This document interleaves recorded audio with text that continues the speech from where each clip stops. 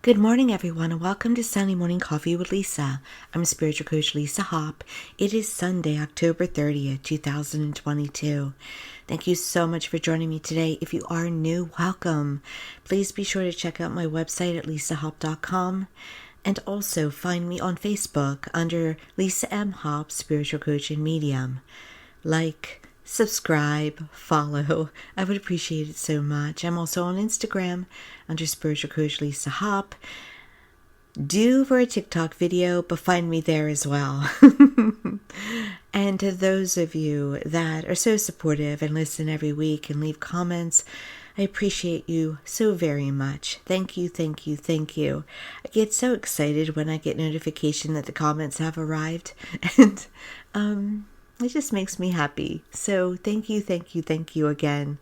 It's very gratifying, very humbling. I feel very blessed whenever I can positively help someone. So thank you again. Today's topic, if you know me at all, in the least of any way, you know that today, the eve of All Hallows Eve, is, well, a very exciting time. It is what is called Mischief Night if you are listening from the States. And maybe it's Mischief Night where you are too. There's different things to call it. Devil's Night, doorbelling night. I've actually had that happen to me recently, but it wasn't a doorbell. It was just knock and run. And that's been going on for weeks now, actually. Not every night, but more than a few times. And it's hopefully of the season. And we'll stop with the season. And so there's many things that this is called, but it all comes down to one thing, that is the eve of All Hallows Eve and the thinning of the veil in a way that's just different from any other time of the year. And that's our topic today. If you didn't see the thumbnail, it is how to reach through the veil, reaching through the veil. I hear so much from my clients about how they do not feel enough or see enough their departed loved ones. There's an energy now, and this energy is the changing seasons, the true energetic thinning that has to do with the air changing and the rituals because of what we're paying attention to. We're paying attention to reaching out more to those who have crossed over. There are so many opportunities for ghost hunting or ghost walks or going through haunted houses. And this all is energy that attracts energy. So a lot of what happens this time of year is also about manifestation. What you focus on expands. And yes, it is important, as we are during this time of a thinner veil, to be responsible. Do not be, unless you're in a haunted house, don't be scared. But, it is important not to play with the Ouija boards. It is important to use this thinning of a veil as a time to just feel the energy, which is why I love this time of year. I feel that energy. I feel that the other side is closer at hand. I feel just an easier connection. We can, at any point during our lives, make a stronger connection to heaven. And I'll talk about that today as well, how to do that. But this time of year makes it easier. It's just in the air. It's simply in the air. And so for someone like me who naturally has a connection to the other side, well, this is just a huge holiday for me. This is just, my bowl of candy, my cup of tea, and for others as well. So for those of you who have been really missing a loved one, who perhaps are still going through a grieving process, who want to know where they are. Well, heaven is right around you. They're standing right next to you, at least one of them. We are never left alone for one moment. There is always an angel with us, at least one. It's probably a spirit guide with us, a departed loved one with us. And yeah, there can even be, if you're on older land that has had energy before, probably someone who's not connected with you at all around you as well. If you're in an older home. If, yeah, I don't want to add to that. If you live in a town that, like Gettysburg, or really even a small town that is, on a battlefield, you're going to have that energy of a soldier walking through your kitchen. It's just normal and natural. It's nothing to be afraid of. We only should be afraid if we're going to dabble where we shouldn't dabble.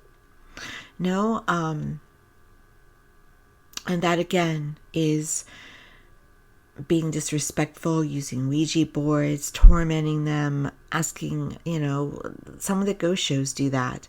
They try to egg them on. Well, their energy, and if you're using your energy to egg them on, they're going to be egged on.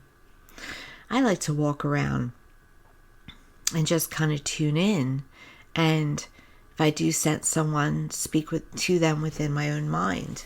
If I'm very alone, yes, maybe out loud, but it's about the connection. It's not about the egging on. It's not about the disrespect. It's not about the, running and screaming, though sometimes it can happen depending on where you're at. If you are in a place that's has a lot of energy, I remember going through a tour of Eastern State Penitentiary in Philadelphia and having my clothes tugged at a particular place. That would probably make someone alarmed and run, maybe even scream. But for me, I noted it. Oh, that just happened. So I tend to be calm most of the time. The only time I've ever screamed out is when there was a person who walked out in front of me when I was alert to.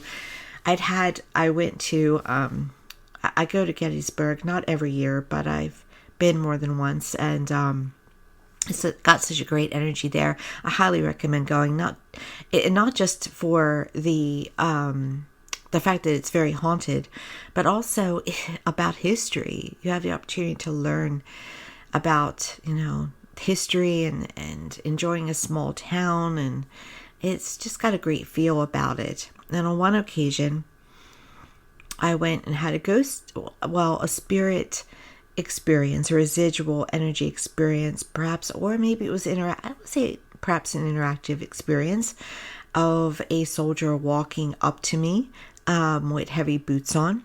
So when I went to visit the next year, now this is a headquarters, Lee's headquarters in Gettysburg, and now it's for the most part restored but shut down, so you can't really tour it like you used to be able to, which is, it's sad to me. I think, I don't know, I don't understand it, why you can't access it.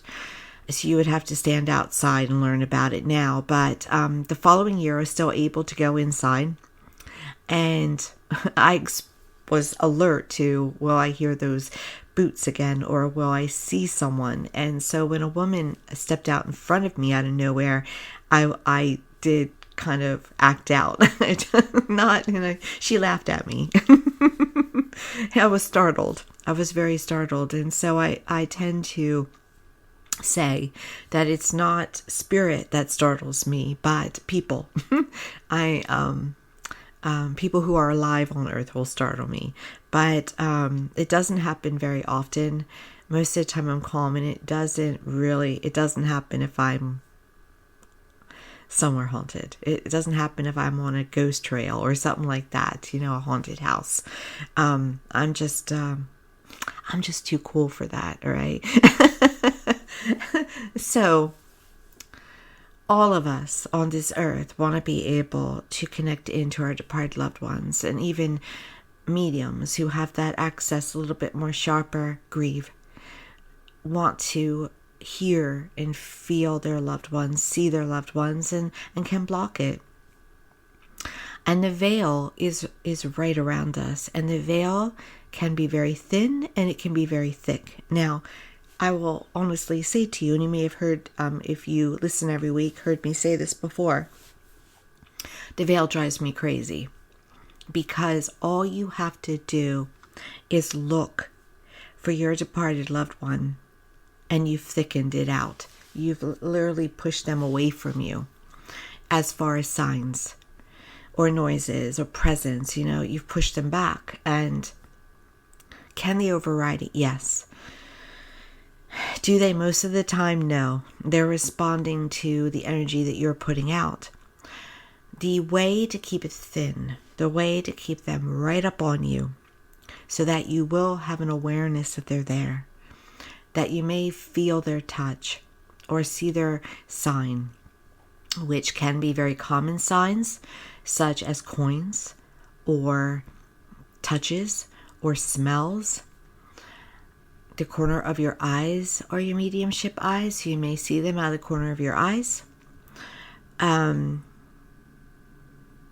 Most of the time, feathers are angels, to be honest. And I tend to not really put departed loved one sign to feathers, but I have heard a couple of times that people feel that they've gotten feathers. So if that is a sign that you want to accept as your departed loved one, I would never tell you that it's not valid. Angels tend to have white wings. It's their energy, and so they'll use feathers because it looks like white wings. You might get butterflies and cardinals and other birds. It can be any bird, really, that's acting odd. These are very common signs. Electricity, electronics acting odd. Heaven is very, very clever about using electronics. They can send you a weird message across your phone and it has no source. They can, if they want to, call you or text you from their old number. By the way, if you haven't gotten this, it may be your loved one just doesn't want to use that as a sign, or you somehow missed it. But generally, we're not going to miss something that is odd like that. We might be analytical and want to debunk it, but if they want to use electronics, they can be so clever. And basically, the rule of thumb is if it doesn't make sense, it's heaven. If you can't explain it, it's heaven. And it's okay to try to explain it as long as you're not stretching. I have seen people stretch, and it's like, no, come on. Why, and why we know, but we still will say it can't be, is that we have fear. We have fear, and that's based in what a lot of us have been taught, to fear the other side. To fear it might be them, and even though we want it so bad, we still are afraid we'll get it. But also, it's often based in what religion will teach us, that our loved ones can masquerade as evil, or it's the devil's work, or your departed loved ones have lived on, because we all live on. We all have eternal life. And they want to let you know they're there, but they do not have their physical body anymore, their energy, as you are energy in your vehicle.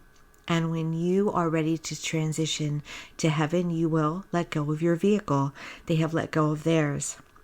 And so in order to let us know they're there, they will give us signs using their energy. That's why they can make lights do strange things, or even touch us, because their energy is touching us. They also can come in our dreams, and we can have very lucid, real dreams about them. They are there. that is them. Because when we sleep, we leave our body, and then they come to us. It is a bridge. And so even if it doesn't make sense entirely because of our conscious mind getting in the way with our day and all that we absorbed, kind of also letting itself out while we're out, they're there.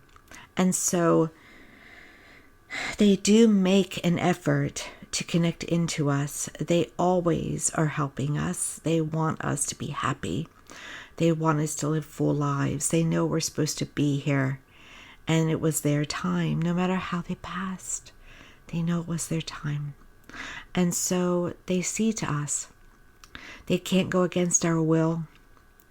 They can't make us do things that we don't want to do. They can't change us. We can only change ourselves and our lives. But do they listen and assist us? Absolutely. They hear us in every way. They feel us. They hear our thoughts, and they hear what we say. Now, that doesn't mean they get upset with us. They can get frustrated by us not knowing they're there. But they don't get angry. They don't judge. They're not disappointed. No, that's all human qualities that were tied to their senses, to their physical body. They don't have that kind of ego anymore. They still have the personality, but they're of God fully now. So they don't have those things that we on earth deal with, the judgments, the jealousies, the rages. They just don't have that anymore. And so they just set about hoping that we will have a better life than they had. Even if they thought it was a good one, and they usually do in some way, they'll see the lessons in it, see what they were to learn, how they could have grown, what they could have had. So they get to heaven, what they could have had, let's address that. They get to heaven, they find out that worry was the number one regret, all right? That they worried for nothing, never changed one outcome, everything was always going to move forward, everything would always be all right. They also find out that they could have been done, had anything that they set their mind to.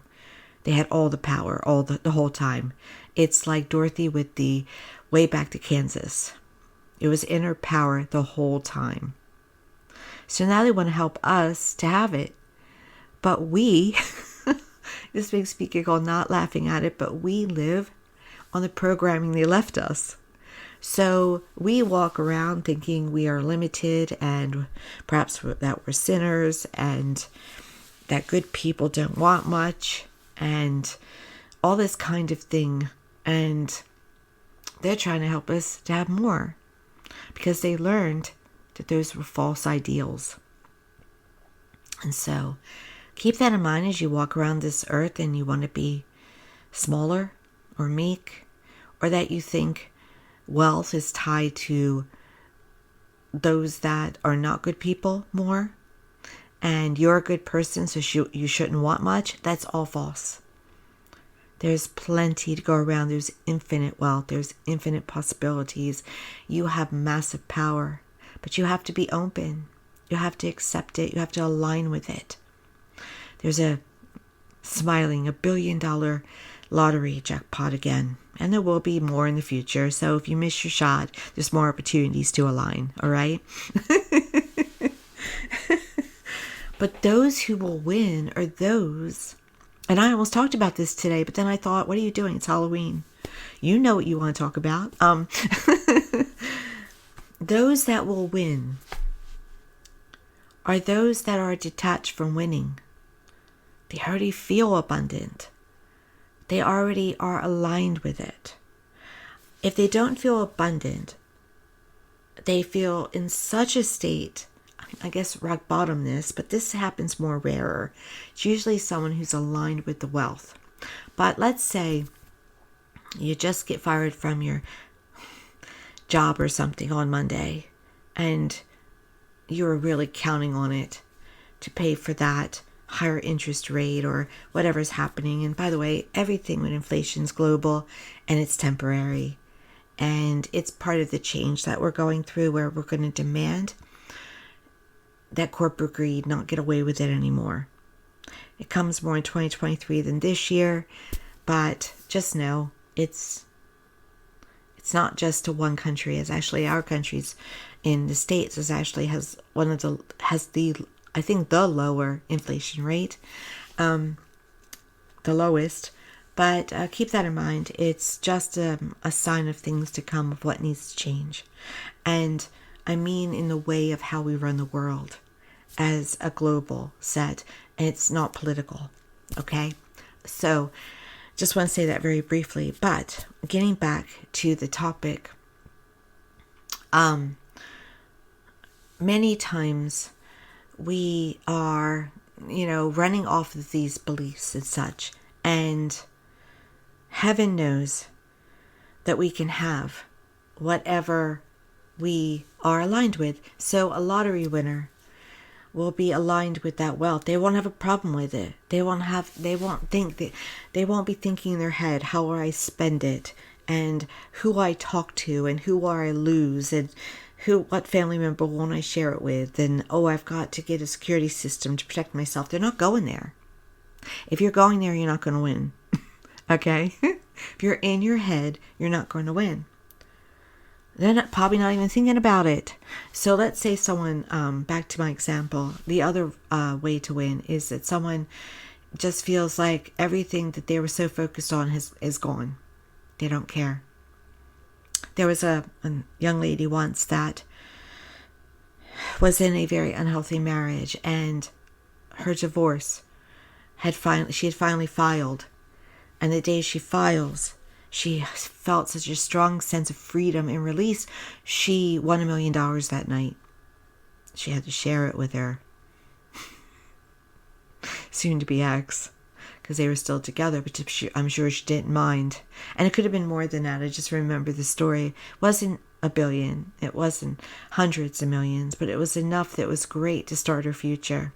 But she aligned with it because she felt that release and freedom. She detached. She went, because she was finally out of that jail. You have to feel light, not pay attention, not check the numbers when they're called out at midnight or whenever they're called out. And for this particular Powerball drawing, they generally don't even share the numbers right away. They keep you guessing a bit. It's like an overnight thing, which is good. Go to bed. Don't think about it. And by the way, you don't have to play if you don't want to. Heaven, universe, source will find a way to get you what you are aligned with, no matter what. Those that are aligned with the lottery and of course played source, they were aligned before. They were aligned during. So source used that as a channel to get what they were open to. There's other ways. There's people leaving you something in an envelope, gifting you something. There is a way that it can trickle into you through opportunity. One thing at a time, over time. It doesn't have to be one big plop. So if you are one that's playing, going, come on, come on, come on, I want to pay off my debt, and I want to do this, and I don't want to do that, you're not going to win. Doesn't mean that you can't play. You might, get a little bit less, might, win a few bucks, but it has to be alignment. Detached. Light. Feeling the wealth, or to the opposite, feeling like I don't even give a crap because everything has just changed, done a 360 on me, and it doesn't matter. So that lightness, that letting it go, that opens the door to abundance and prosperity. It also opens the door to healing and love. Feeling it before you see it. Aligned with it before you physically see it. because the physical is always last. What you ask for is yours. That's why it is said, ask and ye shall receive. It's yours. Doesn't mean though you'll see it in your physical environment right away. You have to be aligned with it to see it. I hope that is clear. So how does this apply to reaching through the veil and seeing your departed loved ones? When you are aligned with that higher energy, when you are light, you have more awareness. You're not blocking them. You're not looking for them. You're not distracted. You're not spinning in the chaos of this everyday world. When you're of that higher energy, that lighter alignment, you'll notice more around you. Another key is to be in the present moment. I did it yesterday for most of the day. I was focused just on what I was doing in front of me. If I was watching a ball game, I'm just watching a ball game. I'm not thinking about anything else or doing anything else. My intention was right in front of me like a straight line. If you're working on a project, straight line your attention just on that project. You'll feel a touch, or you'll see somebody at the corner of your eye. That's your loved ones. Thinning the veil. You thinned the veil by that straight line focus. If you're cleaning, you're just cleaning. If you're taking a walk, you're just taking a walk. You're allowing that walk to be your walking meditation.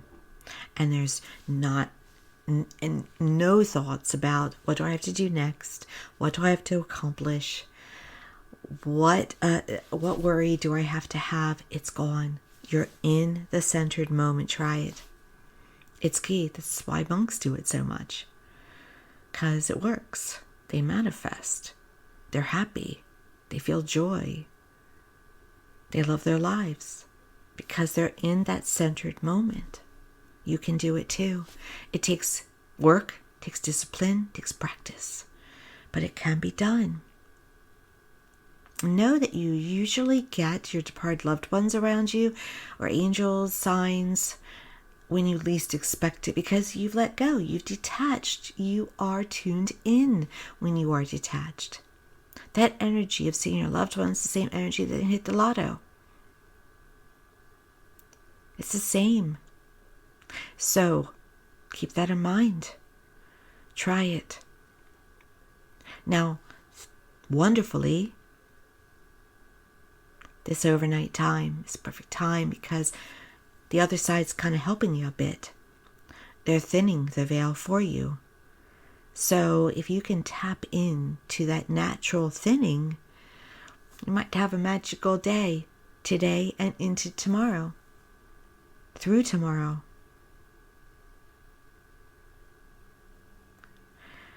They love Halloween too. They love the opportunity to connect with us, to let us know they're near us. And one of you listening, if not more, especially have a mother with you who's there, often standing just to the left side of you or behind you. I actually think there's more than one who will be listening that has a mother who's crossed over. And they want you to know they're there. They wouldn't miss it for the world to be there. But it's up to you to know that they're there. It's up to you to center yourself, to thin that veil, to keep your stress and your worry away, which is again being in the present moment. It's not there. It's not there. It's gone. You can almost see it as part of your old self floating off away from you. This is the time to really take advantage. And if you don't, and you go into November 3rd, because we're at a wonderful time where it kind of goes into the 1st and the 2nd. Even past that, you have an opportunity to thin that veil and to know that they're there. Do not look for it. Do not look for anything. Do not wait for them. Do not wait for anything. Expect it to appear when it's ready, and live your lives in the present moment.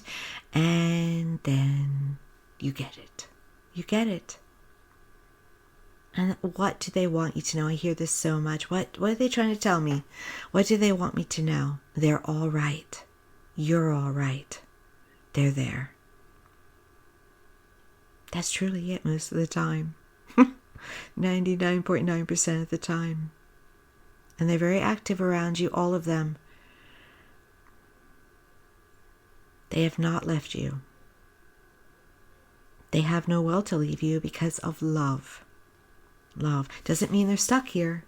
That's Hollywood. They will visit where they were. They will visit on their birthdays. They will walk through the home they lived in. They will visit you. They're active. But they're very happy where they are. I hope that helped a bit today.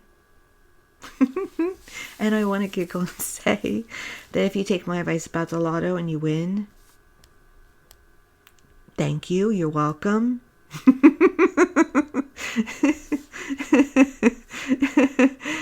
Be in that abundant flow. Give out generously to others. You can share it with me is what I'm saying. And if you don't, it's okay. I've helped people before to come into funds, and not one shared yet. So I am detached from it. But I like to always make the joke of it. Remember who loves you. All right. Thank you so much, everyone, for joining me today. I'm giddy today because this is my favorite time of year. And I wish you a very safe, happy Halloween. And I hope you have fun if you do celebrate it. And remember, they're out there. Alignment. All that you want is out there. Align with it. Allow the blessings to come to you. Allow that help to come to you. It's what you deserve. Thank you so much. Talk to you next week.